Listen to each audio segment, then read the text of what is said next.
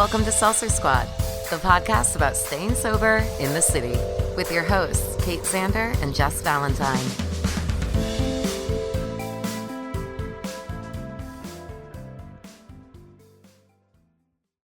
Hi, Kate. Hi, Jess. How are you? Good. What are we doing today?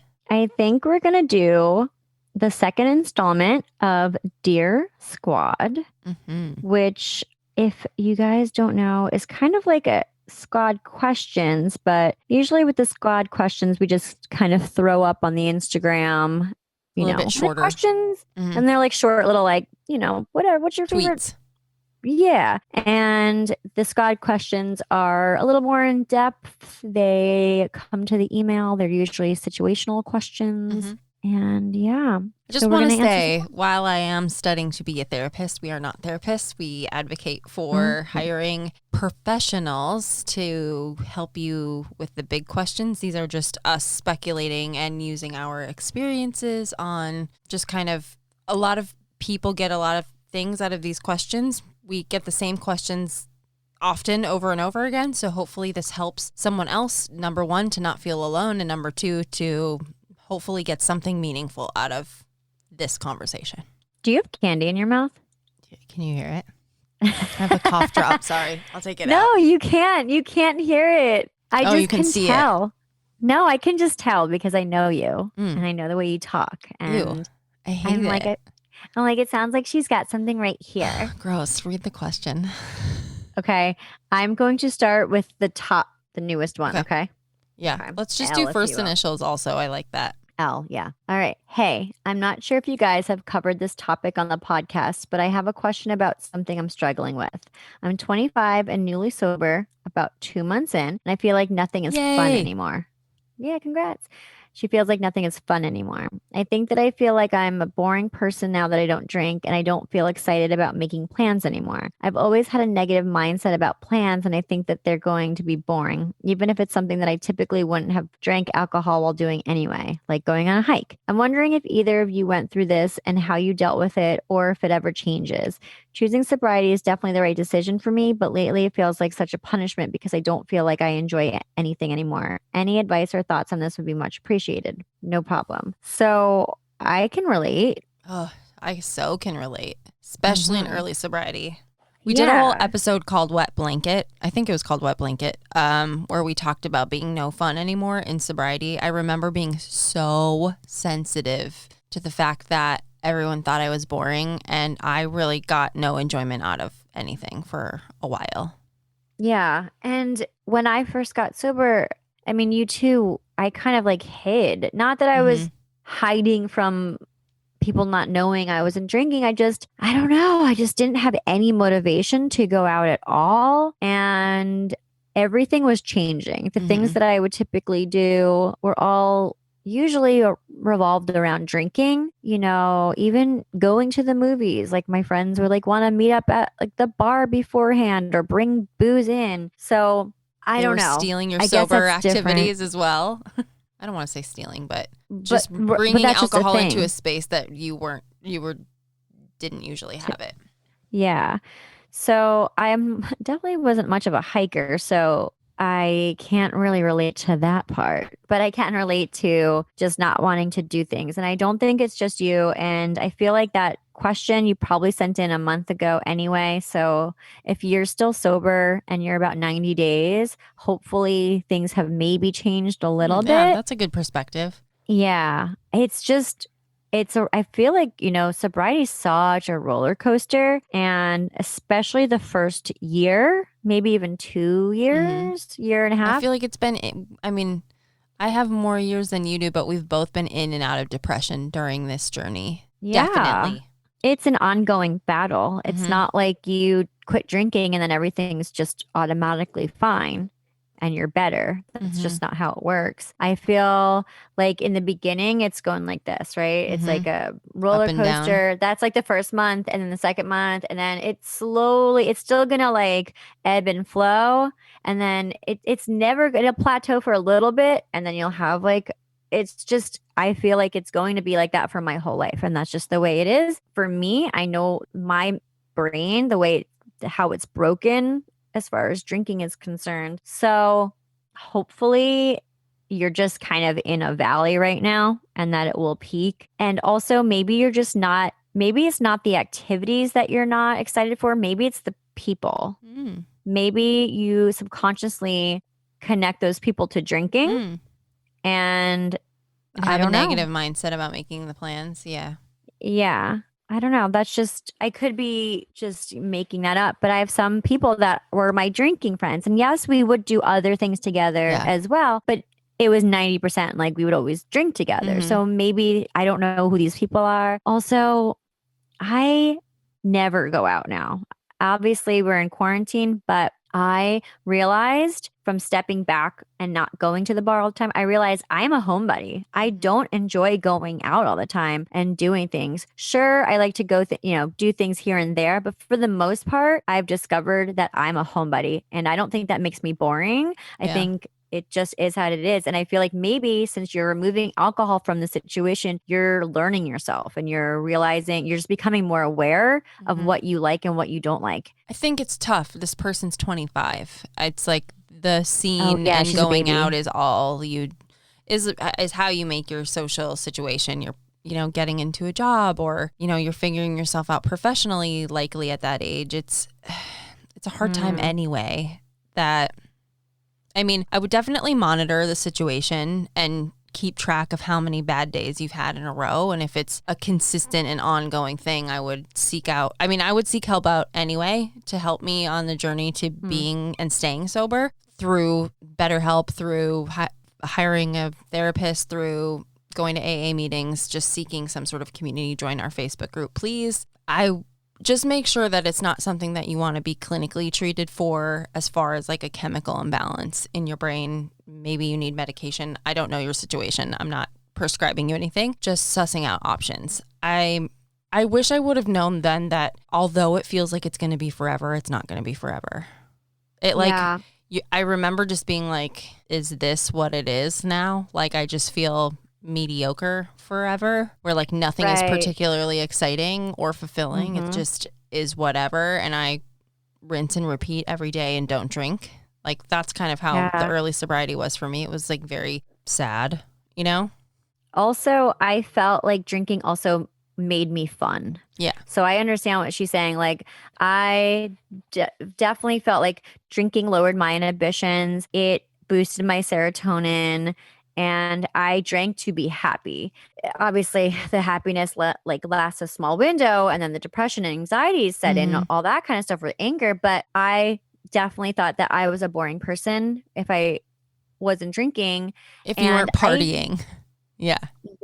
And I even had one person tell me once, and it really upset me. Of course. He said, I wish that you would start drinking again. You were way more fun when you were drinking. I had many people tell me that. It hurt my feelings so hard. Yeah. And it's like, was I more fun, or were you just laughing at me? Was I just doing silly things, like having no self-respect or like no dignity for myself? You were just entertaining them. It was fun to watch, I think is what it is. Because I'm still fun. I'm still the same person. Like, I'm not as unfiltered. I have more of a filter now because I have more respect for people. But it's not just you. Sure. I feel like everyone goes through that feeling of, is this boring? I feel boring. I even have another friend who said she was sober for 5 years. And then I was like, well, what made you go back? And she's like, I was bored. I'm like, okay. I don't know if she has a drinking problem or if she just wasn't drinking because she has family with alcohol. Like, I don't know. But I thought that was interesting. It's like, I don't feel boring. I feel like I'm finally like at peace. Like Jessica from Sober Girls Guide. Jessica always says, like, that's called peace. You're not bored. You're at peace. And you're not used to that. You're used to chaos. So that's just some stuff that kind of stuck with me. I hope that our opinions on this maybe help you kind of see things from a different perspective. Somebody reached out to me on Instagram and said, I don't like anything. And I was like, okay, tell me what you do and don't like. Like, I think they were just having trouble finding like it was just everything felt mediocre and mundane. So then they wrote back and they had a whole list of things that they liked to do. And I was like, cool. What the fuck is stopping you? Right? Like it's like, for instance, like when I first got sober, I just had so much extra time and I just wanted to stay out of the bars. I started macrameing, right? It was like the string art that you hang on the wall. Yeah. I started rewatching all the seasons of the OC and started making macrame. Kept my hands busy, kept me out of the bar, felt accomplished. Like, I don't want to say that that was a hobby, but I guess it sort of was. I think part of maybe this negative mindset is figuring out what you do like to do and what you don't like to do, like actually writing it down and then seeking out the things you do like to do. Like, you like cooking, fucking take a cooking class. Like, I don't know. It's all the things that we just never had time for or made time for. And then when we get sober, there's so much extra time and you feel all that FOMO of not drinking anymore. But there's literally so much other shit to do. But that's another thing too, right? Say that you have 8 hours after work on a given day. And then if you spend half of that time at the bar or going out to eat or whatever, dancing. So you're only used to being with yourself for 4 hours then or whatever. And then now you have 8 hours. So that your alone time is doubled. So that's another thing. It's not that you're boring. You just have so much more time on your hands. It's a good way to look at it. And you don't know what to do to fill it yet. So. Well, reach back out to us. You're right. It has been a month since it's been 3 days since this person wrote us that question. So hopefully by the time this airs, please hit us up and let us know how it's going. We hope it's going well. We're thinking of you. And congratulations on 2 months. That's major. Yeah. Okay. I'll read the next one down from that. Yeah. This is from T. Hey squad, newly sober sister over here. Think 30-day chip sober. It's something I've needed to do for a long time, and now that I'm here, it's like a sigh of relief that I finally took the plunge. My question is, how do I clean up the messes that drunk mess created? I have so many friends that have me blocked on social media after my final drunken escapade. I was stupid and drunk and made an idiot of myself at a friend's big day, and now no one is speaking to me. I'm just lonely and sober, and I miss my friends, and I know it's too soon to reach out. Does this ever get better, or do I just try to eventually make new sober friends? Aw. I'm so sorry you feel that way. Yeah. But like, also congrats on 30-day chip sober. Yeah. The shame is so strong. Yeah, exactly. Especially if they blocked you. Fuck, you feel, I know exactly how this feels. I don't know. My question is, how do I clean up the messes that drunk mess created? I mean, you take accountability. You have to, via phone call or video call, apologize for what you did and take responsibility is what that's what I would make myself do anyway, even though I would not want to do it. I probably would email because I'm like kind of a coward. Or I was. Well, also it's easier because you can write an email, leave it overnight, go back to it, change it, trim the fat, add, I think that's all she can do. I think is just like you said, owning up to it, apologizing, telling that you're making this change. I don't know when the appropriate time is. If this is her wedding day, I know she said her big day. So maybe I don't know. Yeah. I feel like I would wait 30 days. I mean, I'm sorry, 90 days. I feel like. And the other thing I think that's important is I would not expect a response. Right. If you expect a response, you're going to be setting yourself up for disappointment. And you also have to realize that you may get a response that you don't like back.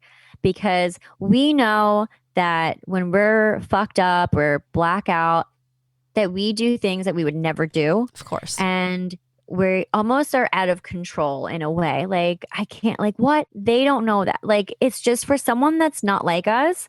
They're just like, you're a fucking asshole. Like, why can't you control? Like, they don't get that our brains are broken and that we don't have that off button, like the stop drinking now button. So they just think we're an asshole. And some people will be, I think when we interviewed Laura McCowan, I asked her when she was talking about making amends, I think that was like step 4 or something. I asked her, how did it go? And she said, some people forgive you and some people don't. and you just have to be ready for that. I think that it's really big of you to want to take accountability. Oh, that's the other thing. Is like, I hope you're doing it for the right reasons and not just for your own self. But I don't think you are doing it for your own, like for Right. your own. Yeah, I think that you're doing it for the right reasons. I think that you genuinely feel bad. And I think that you just have to be completely vulnerable Mhm. and pour, like, just explain. You can explain to them the place that you were in. And I don't know, it's a little hard because obviously we'd all treat this differently. Sure. I would probably put myself in a very vulnerable position and put like, you hold all the cards. Like, I am so sorry.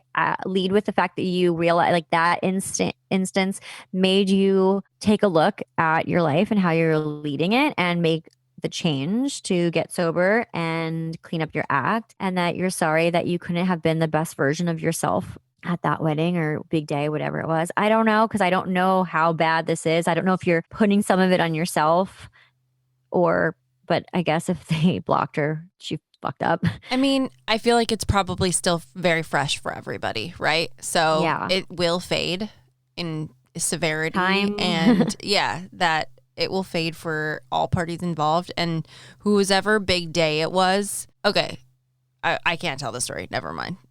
That's too many people that I could.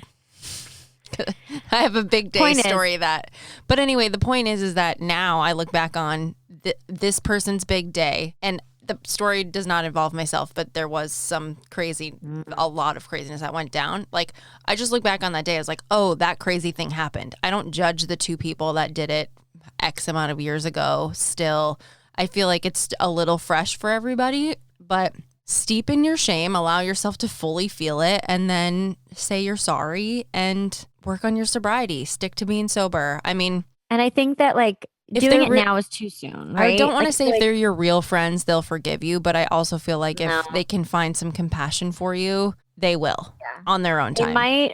They also might forgive her, but not want to remain friends. Mm-hmm. Which is something, just prepare for the worst case scenario, honestly. Prepare for all scenarios. Yeah. And also, if someone came to me and apologized after like ruining my wedding or whatever, and it was 30 days, cool, whatever.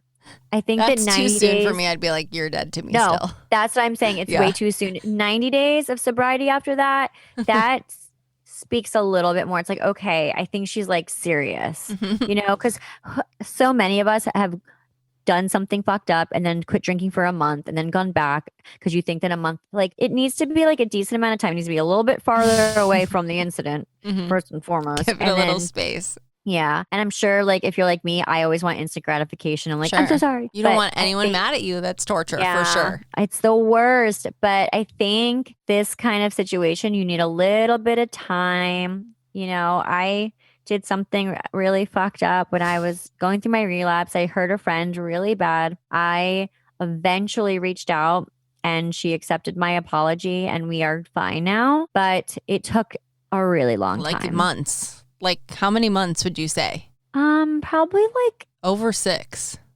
Yeah. Right? Yeah. Uh-huh. Like, the process took a long, and you felt very bad. I remember when if you go back and listen to the podcast. Yeah. You can and I think that's to the how she knew I was genuine too. Of course. Because I was recording the podcast with you.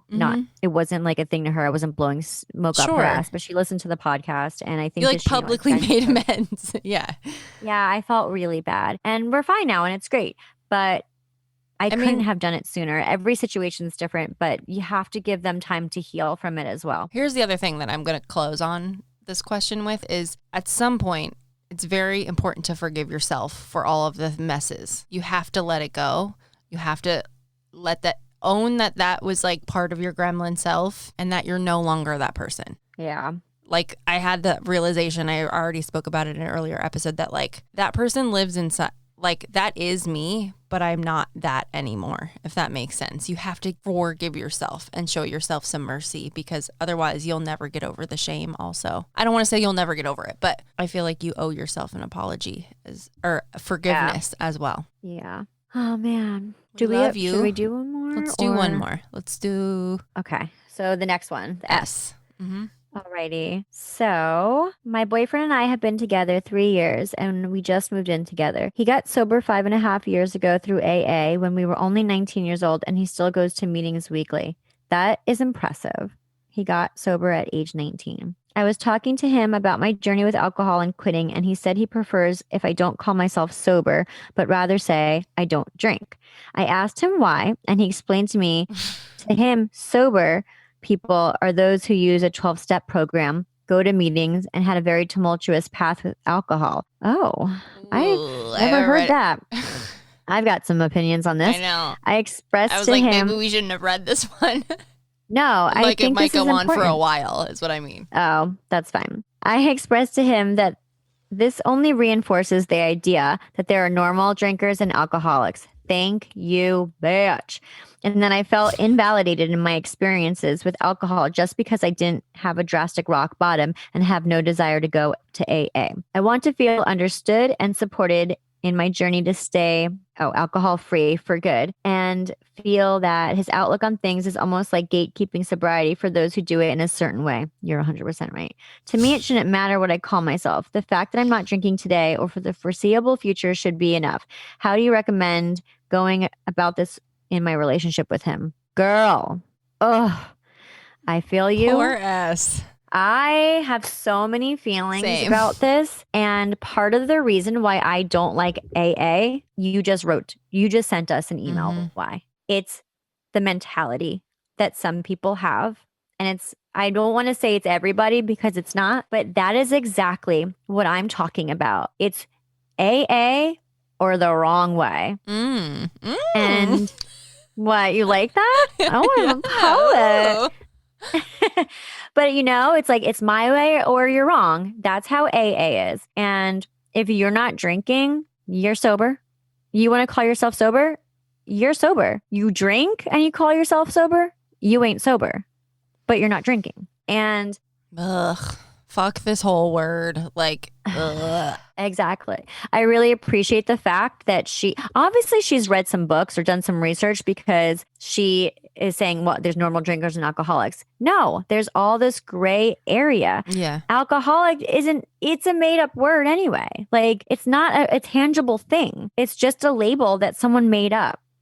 I feel like he's gaslighting her also, which is annoying to me. Like, you weren't It's like you're not an alcoholic enough. And I think that that's bullshit. And I feel like it's also like him being like, well, I'm like a real alcoholic and you're not. And I don't understand the pissing like contest. Like, it doesn't make any sense to me. Maybe he just feels like she's like stealing his thing and it's not actually obviously this is all about him and his mind. Yeah. It's obviously triggering him to give her this fake lesson on not drinking. But the question is not our opinion on this. It's how does she deal with it with him? And I don't know. And they just moved in together, which I think rough. The real, if I were in this situation, I would have to have a hard convo, sit down and be like, you can't deny my reality of quitting drinking and putting the label I feel comfortable with on it. That has nothing to do with you. Like, stay out of it would be kind of my MO. And then I would also counter with this is not your, I don't want to say it's none of your business, but like, why do you feel like you get to be like the sober police? I mean, I feel like that incites a fight. Like, I try to use more diffused language. Like, I know, obviously this hard. is bringing up some stuff for you. I'd love to talk about it. I don't know what else you say. I don't know, because I would fight. I would fight. Yeah, I would 100% I would want to end it argue. quickly and leave the room. I think that that's bullshit. And it's like she said, it's so invalidating. Like, again, not everyone has to have an issue with alcohol. Alcohol doesn't really do much for you usually. So if you're trying to just be healthier, why would you need alcohol? You don't need alcohol. I think that there's nothing wrong. You don't need to hit a rock bottom to quit drinking. Not everyone hits a rock bottom. Some people hit many rock bottoms. But the fact that he's saying don't call yourself sober, I think is so like, it's like condescending. And I just would ask him, I think I would be like, I need to know more like about your beliefs of the use of the word sober. Yeah. Let's get into it. But I mean, this person is right. To yourself, it shouldn't matter. It doesn't matter what you call yourself. And the fact that you're not drinking today or the foreseeable future is enough, is my formal statement, but Dump him. no, I don't want to jump to any conclusions. I think you just got to have that sit down. Like, why does this make you so uncomfortable? This is helpful to me in my recovery, whether or not you believe I'm not an alcoholic enough. He thinks it's insulting to him. That's what it is. It sounds like, doesn't it? Well, he thinks that she's hijacking the word because she decided to stop drinking. He doesn't, to me, it seems like he doesn't feel as though she's earned that badge because she didn't have a very tumultuous path with alcohol. And she's not doing it through the channel of AA. Yeah, it's just like, he's not the judge of that.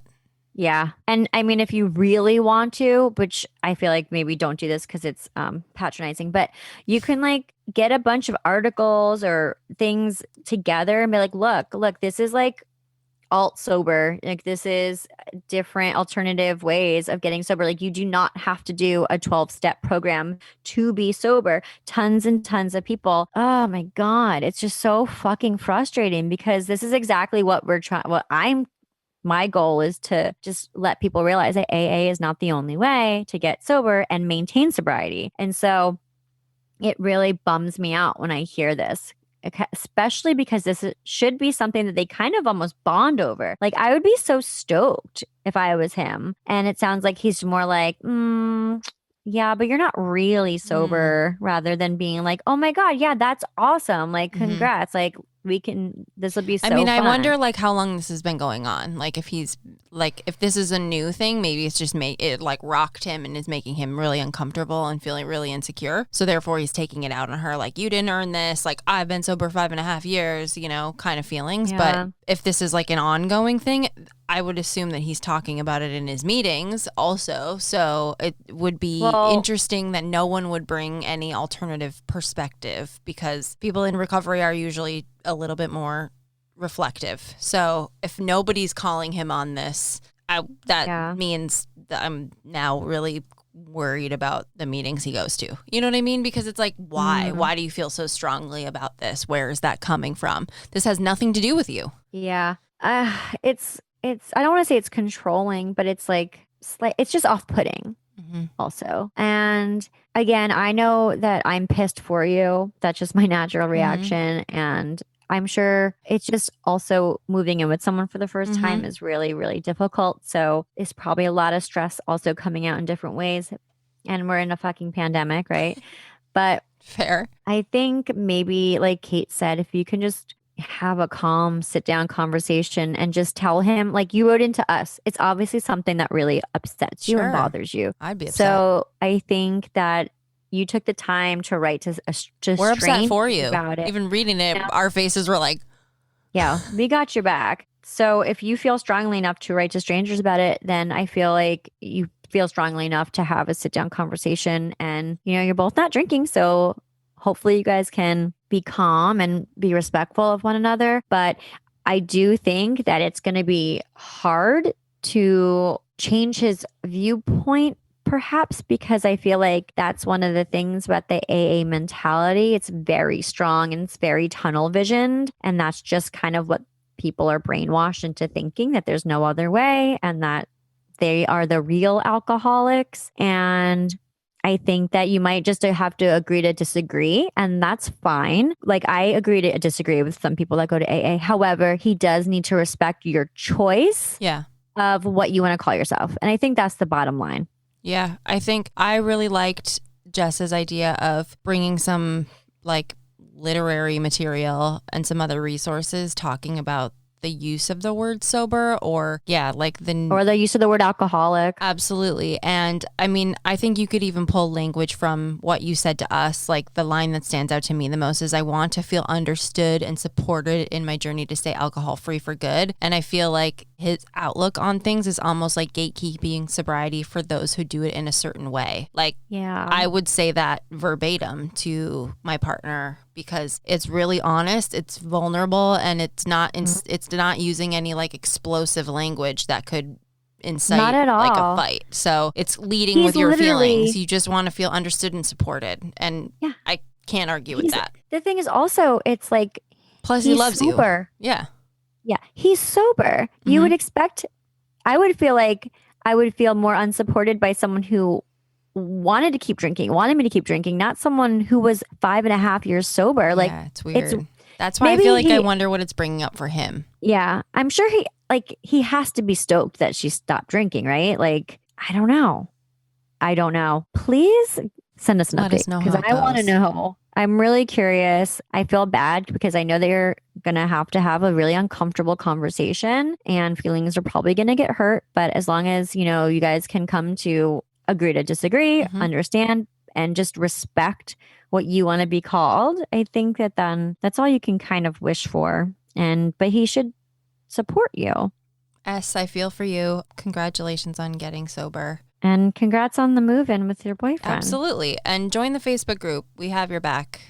Yeah, we are maybe thinking more of people you. can give. We can help make you feel understood and supported in your Yeah. journey to stay alcohol free. Those are some great questions. So Guys, you can send your questions to seltzersquadpod@gmail.com and put question in the subject line.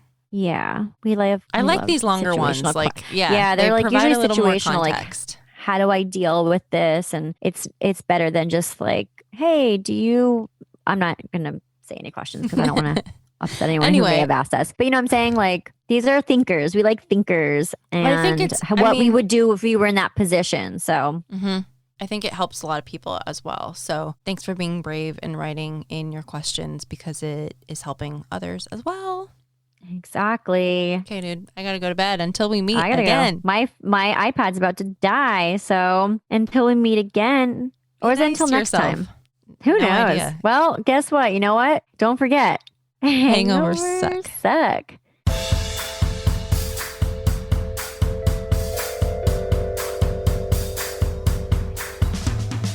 Thanks for listening. Don't forget to rate, review, and subscribe to this podcast. Every review helps other listeners find us.